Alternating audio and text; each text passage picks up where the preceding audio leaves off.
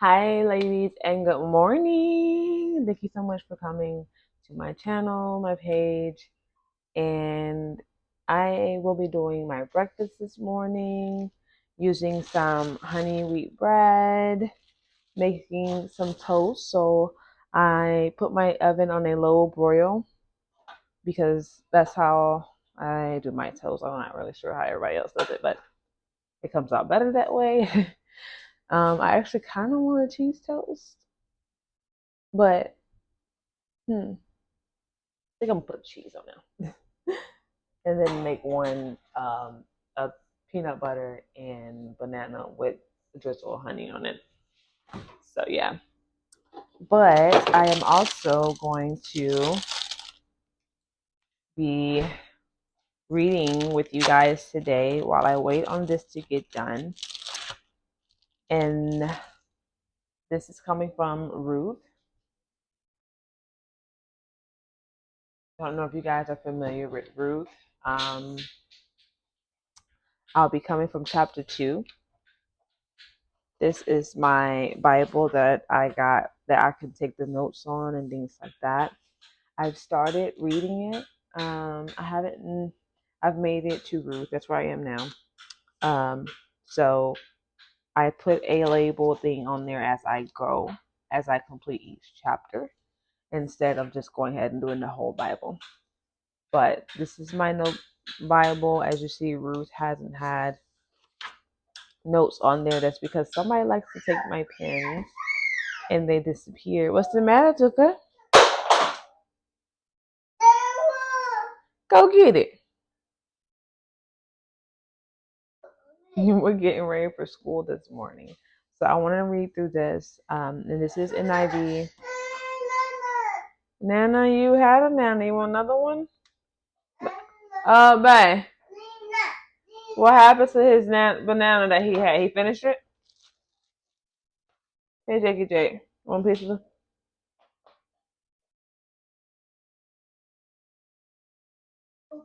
You're welcome. And go to daddy for the rest of your banana.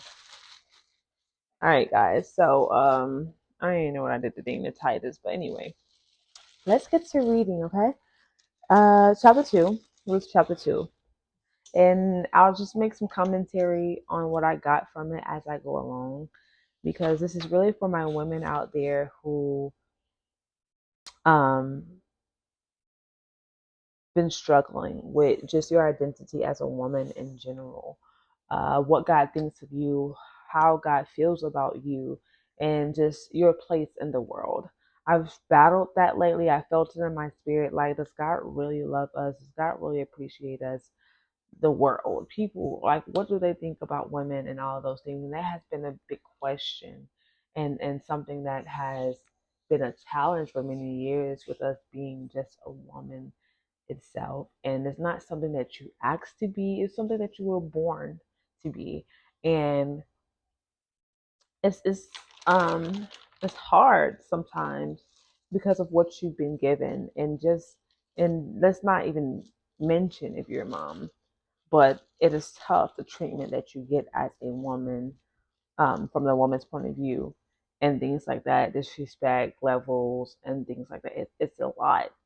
um, but a lot of people say nowadays, XYZ nowadays, and I'm here to show you that things that were happening to women and stuff like that were happening not just now, it's just put out there more since we have phones and media and stuff like that. So, chapter 2.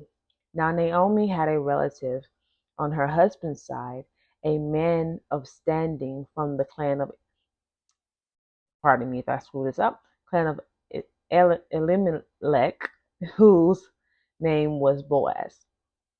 And Ruth the Moabite said to Naomi, "Let me go to the fields and pick up the leftover grain behind anyone whose eyes I find favor." So this woman, Ruth, if you don't know the story, she was not from here. Naomi was her mother-in-law. Her father-in-law died, and her husband died. So Naomi's I'm sorry, Naomi's husband and both of her sons died, and this was one of the sons' wives that came with her back to her home. So she was a Moabite. She was not from here, but she came back with her because she loved her and she stayed by her side. The and Ruth the Moabite, like I said, she asked her and told her to let her go to the field and get grain and stuff like that because it's just the two of them. Um, so one, being in a place that you really are not familiar with and you're going out to the fields and stuff like that to serve a fine food for you guys, and not only to find food, but you're going out to pick up after those who have already picked up things, hoping that there's things left over for you. And I do believe in those times, correct me if I'm wrong, that they did leave parts of the field and grain for those strangers and foreigners and stuff that that happened to come by. It says Naomi told her, "Go ahead, my daughter."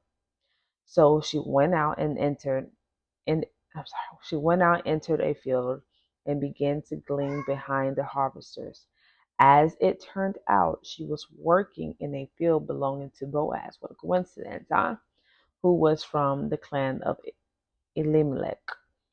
Just then Boaz arrived from Bethlehem and greeted the harvesters. "The Lord be with you." "The Lord bless you," they answered. Isn't it great to be greeted like that? Imagine working for people that actually want you to be blessed and the workers want bless you in return. Boaz asked the overseer of his harvest, "Who does this young woman belong to?"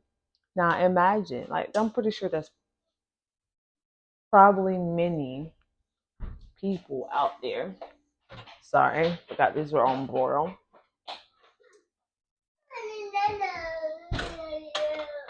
Imagine. Yes. You want more bread? More bread? Say more? More? Imagine being, think like noticed at that. So I imagine that he knows who's typically in his field and who is not typically in this field. And he noticed this woman. And the overseer knew who she was too. She is the Moabite who came back from Moab with Naomi. She said, "Please let me glean and gather among the sheaves behind the harvesters." She came into the field and has remained here from morning till now, except for a short rest in the shelter. So they have taken notice in this woman from a strange or a different land, um, a Moabite, you know. But they have noticed, he has noticed, the overseer noticed her work ethics, that she only took a short rest and then was working again. That shows you, like, as a woman, your work ethics, they don't always go unnoticed, okay? They're noticed by someone, even if it's someone that doesn't truly know you or that they just know about you.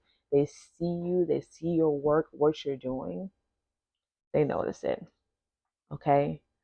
Um, so Boaz said to Ruth, "My daughter, listen to me. Do not go glean in another field and don't go away from here. Stay here with the women who work for me. Watch the field where the men are harvesting and follow along after the women. I have told the men not to lay a hand on you. And whenever you are thirsty, go and drink from the water jars the men have filled." Okay, so this man noticed her. This man looked out for her and had respect for this woman. And not only because I guess she found favor in his eyes and he liked her, but he warned her as well. "Don't go over there where the men are. Stay over here where the women are that work for me. Not just any women, oh, the ones that work for me. And look out, watch out for the field where the men are." And he told them not to touch them. What does it tell you? That the men then did not. Also respect women as well. What could have happened to her? Anything could have happened. Could have treated her any other way. She was a foreigner. She wasn't from there. She wasn't part of the people of Israel. Like she was a Moabite. Well, don't get me wrong. I don't know if the people of Moabite was part of Israel or not. I think that's also where I don't know. Anyway, she was a Moabite. She wasn't from here. I believe they were from Bethlehem. Um, and that's where she returned to. Naomi returned to, and then she went with her. But Bethlehem, Judah. Um, yeah, he looked out for her. He watched. He told her to watch the field where the men were harvesting. Don't go over there.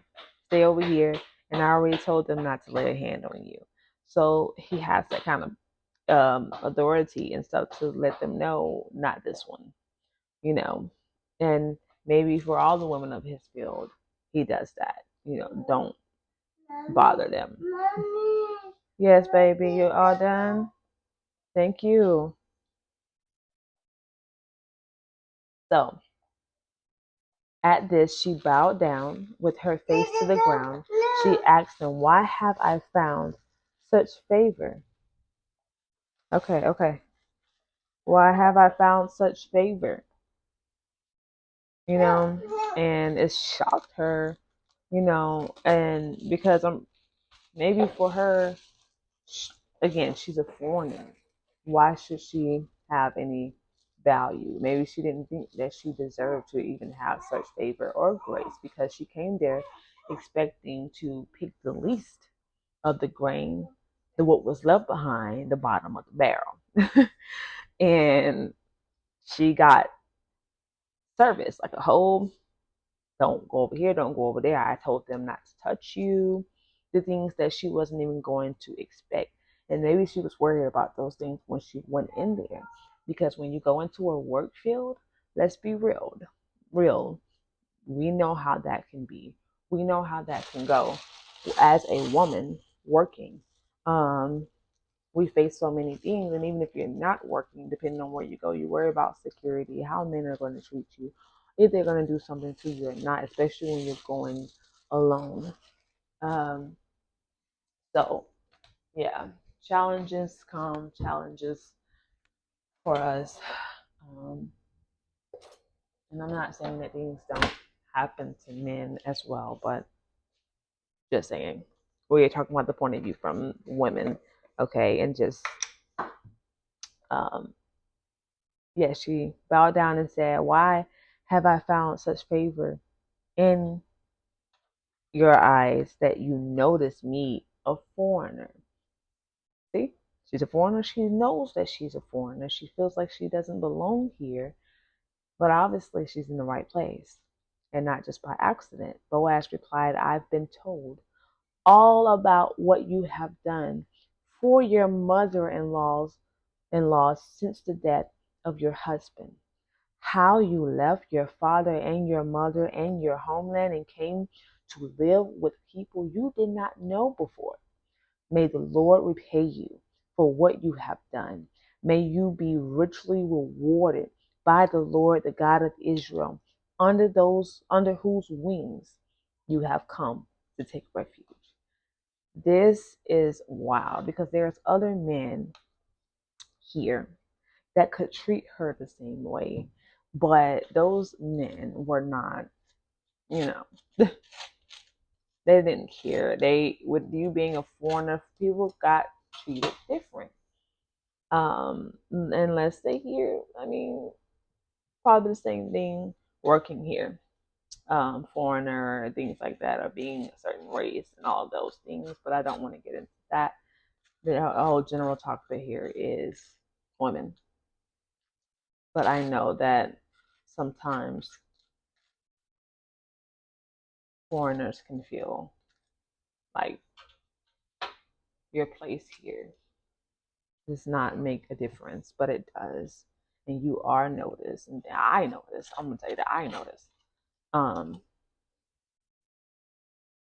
and the things that you do and stuff like that. And it makes a difference. And she was noticed for what she did. She was noticed for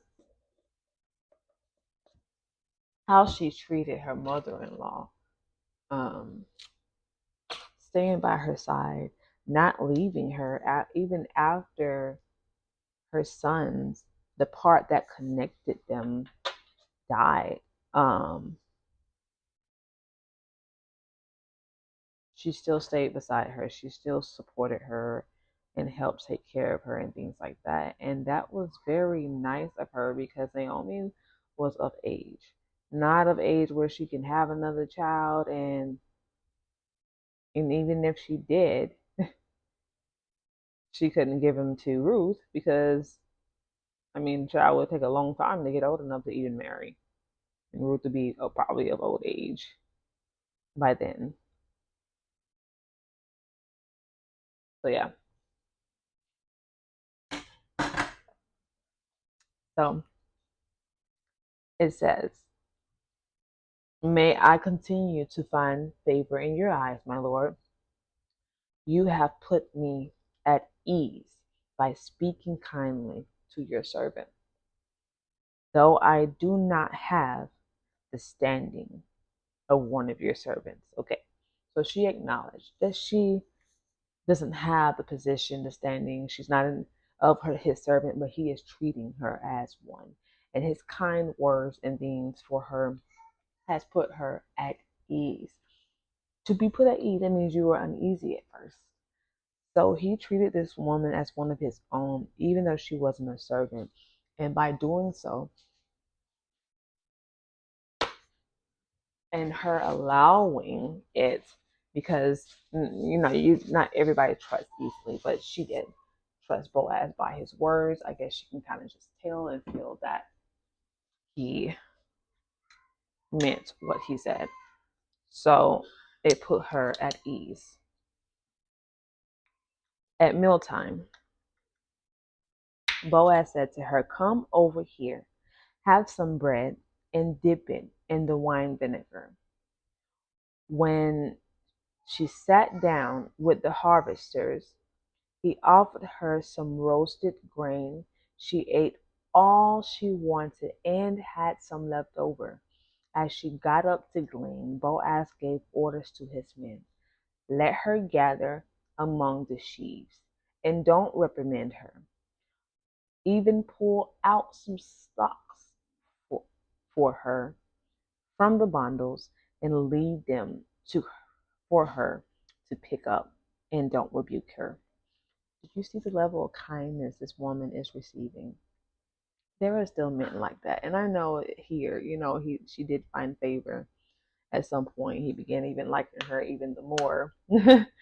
But this is what God wants to see from us and others in treatment to women.